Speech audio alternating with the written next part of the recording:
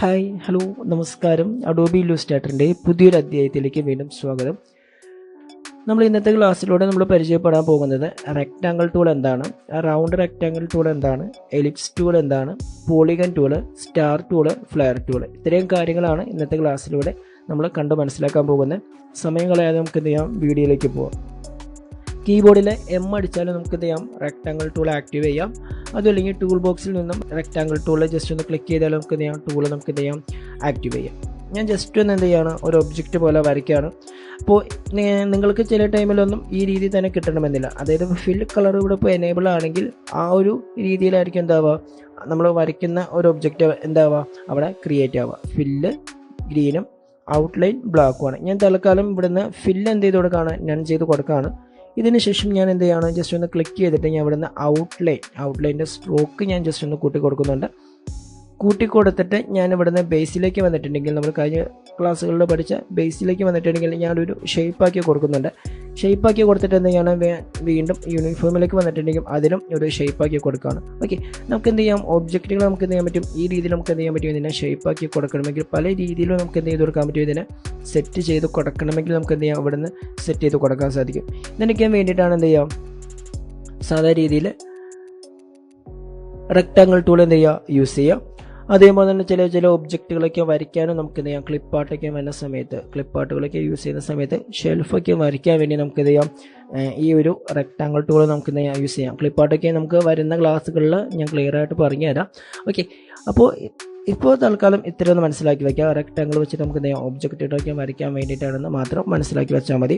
Okay, കീബോർഡിൽ ഷിഫ്റ്റും ഓൾട്ടും press ചെയ്ത് പിടിച്ചിട്ടുണ്ടെങ്കിൽ correct ഈക്വലായിട്ട് നമുക്ക് എന്ത് ചെയ്ത് കൊടുക്കാൻ പറ്റും, ഒരു റെക്റ്റാങ്കിൾ നമുക്ക് എന്ത് ചെയ്യാം, വരച്ചു കൊടുക്കാൻ പറ്റും. അതും അല്ലെങ്കിൽ ജസ്റ്റ് ഒന്ന് വരയ്ക്കുന്ന സമയത്ത് കണ്ടോ, വിഡ്ത്ത് എത്ര 134, ഹൈറ്റ് 145. ഓക്കെ, കീബോർഡിൽ ഷിഫ്റ്റും ഓൾട്ടും പ്രസ് ചെയ്ത് പിടിക്കുന്ന സമയത്ത് കണ്ടോ, വിഡ്ത്ത് 78.01, ഹൈറ്റും 78.01.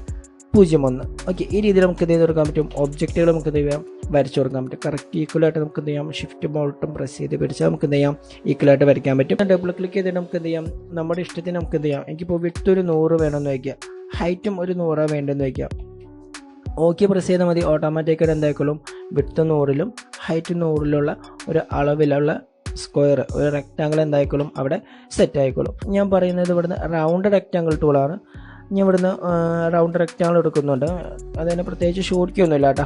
ഓക്കെ, ഞാൻ ജസ്റ്റ് ഒന്ന് റൗണ്ട് റെക്റ്റാങ്കിൾ പോലെ ഒരു കർവ് പോലെ വരയ്ക്കാൻ വേണ്ടിയിട്ടാണ് എന്ത് ചെയ്യുക, റൗണ്ട് റെക്റ്റാങ്കിൾ ടൂൾ എന്ത് ചെയ്യുക, യൂസ് ചെയ്യുക. ഞാൻ ടൂൾ ബോക്സിൽ നിന്നും ഞാൻ ഇവിടുന്ന് ഡയറക്റ്റ് സെലക്ഷൻ എടുത്തിട്ട് എന്ത് ചെയ്യണം, ജസ്റ്റ് ഒന്ന് ഇങ്ങനെ ഡ്രാഗ് ചെയ്യുകയാണെങ്കിൽ ഈ റൗണ്ടിനെ നമുക്ക് എന്ത് ചെയ്ത് കൊടുക്കാൻ പറ്റും, നമുക്ക് ഇവിടുന്ന് കൂട്ടുകയും കുറയ്ക്കുകയൊക്കെ നമുക്ക് എന്ത് ചെയ്ത് കൊടുക്കാൻ പറ്റും, സെറ്റ് ചെയ്ത് കൊടുക്കാൻ പറ്റും. അതും അല്ലെങ്കിൽ ജസ്റ്റ് ഒന്ന് ഡബിൾ ക്ലിക്ക് ചെയ്തിട്ട് നമുക്ക് എന്ത് ചെയ്യാം, ഇവിടുന്ന് കോർണർ റേഡിയസ് എന്ന് പറഞ്ഞൊരു ഓപ്ഷൻ ഉണ്ട്. 10 കൊടുക്കുന്നത്, 10 മാറ്റി ഞാൻ ഒരു 5 ആക്കാണ്. ഓക്കെ പ്രസ് ചെയ്തു. അപ്പോൾ നമുക്ക് എന്ത് ചെയ്ത് കൊടുക്കാൻ പറ്റും, ആ ഒരു കോർണറിൻ്റെ റേഡിയസ് നമുക്ക് എന്ത് ചെയ്യാം, കുറച്ച് കൊടുക്കണമെങ്കിൽ നമുക്ക് എന്ത് ചെയ്യാം, കുറച്ച് കൊടുക്കാൻ സാധിക്കും. ഷിഫ്റ്റും ഓൾട്ടും പ്രസ് ചെയ്ത് പിടിച്ചിട്ടുണ്ടെങ്കിൽ പണ്ടത്തെ പോലെ തന്നെ നമുക്ക് എന്ത് ചെയ്യാം, വിഡ്ത്തും ഹൈറ്റും സെയിം ആയിട്ടുള്ള രീതിയിൽ നമുക്ക് ഇത് കൊടുക്കാൻ പറ്റും. ഒബ്ജക്റ്റുകൾ നമുക്ക് എന്ത് ചെയ്യാം, വരച്ചു കൊടുക്കാൻ പറ്റും. ഇനി പറയുന്നത് എലിപ്സ് ടൂളാണ്. എലിപ്സിലേക്ക് വന്നിട്ട് നമുക്ക് എന്ത് ചെയ്യാം, ഒരു എലിപ്സ് പോലെ നമുക്ക് ഇത് കൊടുക്കാൻ പറ്റും. വരച്ച് കൊടുക്കണമെങ്കിൽ നമുക്ക് എന്ത് ചെയ്യാം, ഇവിടുന്ന് വരച്ച് കൊടുക്കാം. ഇവിടുന്ന് സ്ട്രോക്കിൻ്റെ അളവ് കൂട്ടണമെങ്കിൽ സ്ട്രോക്കിൻ്റെ അളവ് കൂട്ടിയും ബേസിക്കിലേക്ക് വന്നിട്ടുണ്ടെങ്കിൽ നമുക്ക് പല രീതിയിലുള്ള ഷേപ്പുകളൊക്കെ നമുക്ക് ഇത് കൊടുക്കാൻ പറ്റും. ഈ രീതിയിൽ നമുക്ക് എന്ത് ചെയ്യാം, സെറ്റ് ചെയ്ത് കൊടുക്കണമെങ്കിൽ നമുക്ക് എന്ത് ചെയ്യാം, സെറ്റ് ചെയ്ത് കൊടുക്കാനും സാധിക്കും. ഓക്കെ, അടുത്തൊരു ഓപ്ഷനാണ് ഇവിടുന്ന് പോളിഗൺ ഗ്രിഡ് ടൂൾ എന്ന് പറയുന്ന ഓപ്ഷനാണ്. ഞാൻ ഷിഫ്റ്റും ഓൾട്ടും പ്രസ് ചെയ്ത് പിടിച്ചിട്ട് ഒരു പോളിഗൺ പോലെ വരയ്ക്കുകയാണ്. ഇവിടെ നോക്കിയാൽ 1 2 3 4 5 6 സൈഡുള്ള ഒരു പോളിഗണാണ് വന്നിരിക്കുന്നത്. അതിൽ ജസ്റ്റ് ഒന്ന് ഡബിൾ ക്ലിക്ക് ചെയ്തിട്ട് നമുക്ക് എന്ത് ചെയ്യാം, ഇവിടുന്ന് എത്ര സൈഡുള്ള പോളിഗനാണോ വേണ്ടത്, എനിക്കിപ്പോൾ 14 സൈഡുള്ള പോളിഗൻ വേണമെന്നുണ്ടെങ്കിൽ നമുക്ക് എന്ത് ചെയ്യാം, 14 സൈഡുള്ള പോളിഗൻ നമുക്ക് എന്ത് ചെയ്യാം, വരച്ച് കൊടുക്കണമെങ്കിൽ നമുക്ക് എന്ത് ചെയ്യാം, വരച്ച് കൊടുക്കാം. അതേപോലെ തന്നെ അടുത്തത് പറയുന്നത് സ്റ്റാർ ടൂളാണ്. ഷിഫ്റ്റും ഓൾട്ടും പ്രസ് ചെയ്ത് പിടിച്ചിട്ട് നമുക്ക് എന്ത് ചെയ്യാം, സ്റ്റാർ പോലെ നമുക്ക് എന്ത് ചെയ്ത് കൊടുക്കാൻ പറ്റും, വരച്ച് കൊടുക്കാൻ പറ്റും. അതിലും ഡബിൾ ക്ലിക്ക് ചെയ്തിട്ടുണ്ടെങ്കിൽ റേഡിയസിൻ്റെ അളവ് കൂട്ടിയും കുറച്ചും എനിക്കിപ്പോൾ ഒരു 15 പോയിൻ്റുള്ള ഒരു സ്റ്റാറാണ് വേണ്ടതെന്ന് വെച്ച് കഴിഞ്ഞാൽ 26 മാറ്റി ഞാൻ ഒരു 30 ആക്കുന്നുണ്ട്. ഇവിടെ ഒരു 80 ആക്കുന്നുണ്ട്. ഓക്കെ പ്രസ് ചെയ്തിട്ട് നമുക്ക് എന്ത് ചെയ്യാം, നമുക്ക് നമ്മൾ ഉദ്ദേശിച്ച രീതിയിലുള്ള സ്റ്റാറുകൾ നമുക്ക് എന്ത് ചെയ്തെടുക്കാൻ പറ്റും, വരച്ച് കൊടുക്കാൻ സാധിക്കും. അതായത് ഞാൻ ജസ്റ്റ് ഒന്ന് ഡബിൾ ക്ലിക്ക് ചെയ്തിട്ട് ഞാൻ ഇവിടുന്ന് റേഡിയസിൻ്റെ അളവ് കൂട്ടുകയും കുറയ്ക്കുകയും ചെയ്യുകയാണ്. 80 മാറ്റി ഞാൻ ഒരു 15 ആക്കി കൊടുക്കാൻ വയ്ക്കുക. അപ്പോൾ നമുക്ക് എന്ത് ചെയ്യാം, അതിനനുസരിച്ചുള്ള ഒരു ഒബ്ജക്റ്റിൽ വ്യത്യാസം നമുക്ക് എന്ത് ചെയ്ത് കൊടുക്കാൻ പറ്റും, ചേഞ്ച് ചെയ്യണമെങ്കിൽ നമുക്ക് എന്ത് ചെയ്യാം, ചേഞ്ച് ചെയ്ത് കൊടുക്കാനും സാധിക്കും. ഏതൊരു കളറാണോ ഫില്ലിന് വേണ്ടത് ആ കളർ നമുക്ക് എന്ത് ചെയ്യാം ഫില്ലിനായിട്ട് നമുക്ക് എന്ത് ചെയ്യാം കൊടുക്കുകയും ചെയ്യാം.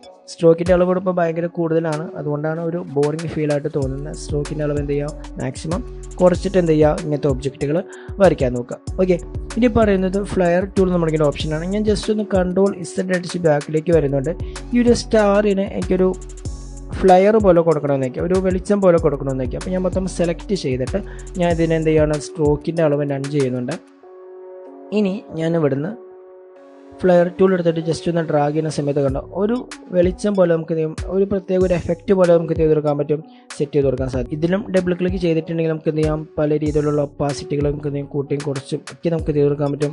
കൊടുക്കണമെങ്കിൽ നമുക്ക് എന്ത് ചെയ്യാം ഇവിടെ നിന്ന് കൊടുക്കാൻ സാധിക്കും. ഓക്കെ, അപ്പോൾ ഇത്രയും കാര്യങ്ങൾ എന്ത് ചെയ്യുക ജസ്റ്റ് ഒന്ന് നിങ്ങൾ ചെയ്ത് നോക്കുക. ചെയ്ത് നോക്കിയിട്ട് ഡൗട്ട് ഉണ്ടെങ്കിൽ എന്ത് ചെയ്യുക കമൻറ്റ് ബോക്സിൽ ചോദിച്ചാൽ മതി. ഓക്കെ, പുതിയൊരു വീഡിയോയിൽ നമുക്ക് എന്ത് ചെയ്യാം പുതിയൊരു അറിവുമായിട്ട് കാണാം. ബൈ.